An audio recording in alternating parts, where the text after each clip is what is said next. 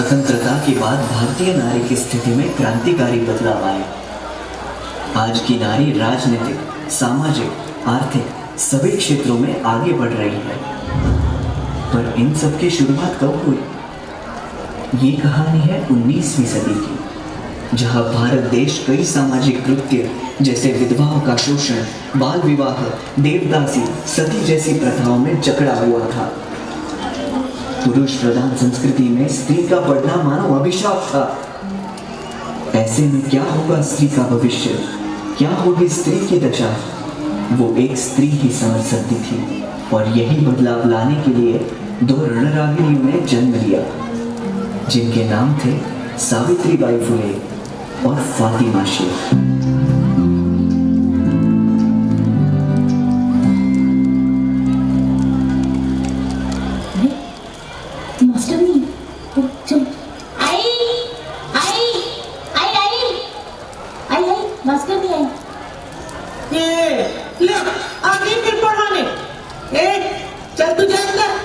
कहीं इसकी मनु छाया कैसे तुझ पर न पड़े। पढ़ लिख कर क्या करेगी?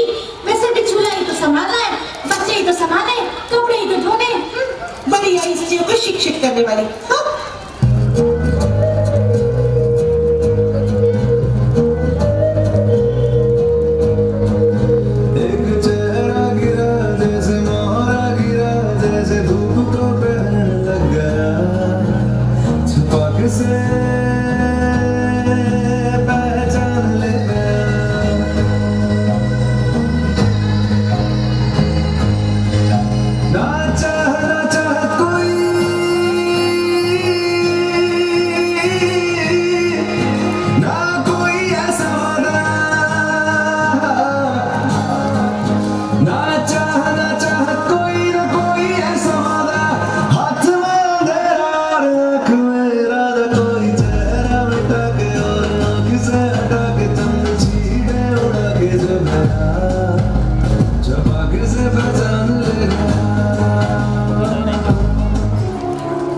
जानता हूं मैं तुम्हारे साथ आज जो भी हुआ सब कुछ जानता हूं मैं साथ। ये कुछ और स्त्री, ये समाज जकड़ा हुआ है अपने ही बंधनों में।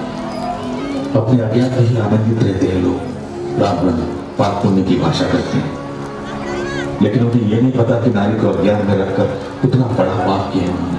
मनु ने कहा था, नहीं लिखा था कि नारी को शिक्षा ग्रहण करना पाप है। सावित्री, हम नारी को शिक्षित करके मनु की सीधा से मुक्त करेंगे। नारी अज्ञान से मुक्त हुई तो सारा समाज मुक्त हो जाएगा। मैं विचलित नहीं हूँ, जरा भी नहीं। मैं तो ये सोच रही थी, कब तक इन लोगों को शिक्षा का महत्व समझ में नहीं आएगा? कब तक ये लोग अज्ञान के अंधेरे में रहेंगे? हमें इन्हें शिक्षित करना ही होगा। जब तक महिलाएं और समाज के निचले तबके के लोग शिक्षित नहीं होते, मैं शिक्षा का प्रसार करती रहूंगी। ये मेरा दृढ़ संकल्प है।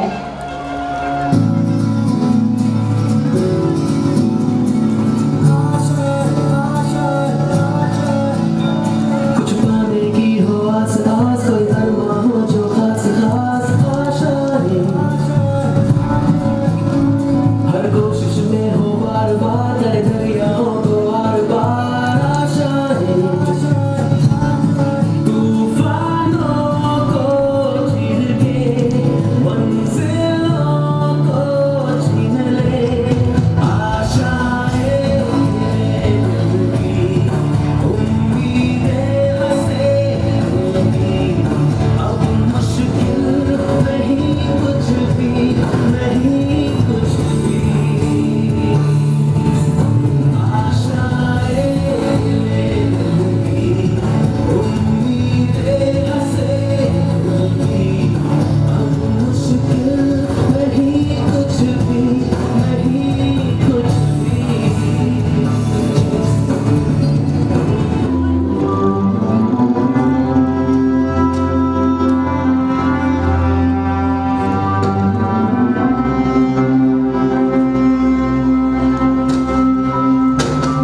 ओ सदते मैं जावा मेरी दिल जानिया, मैं शीश झुका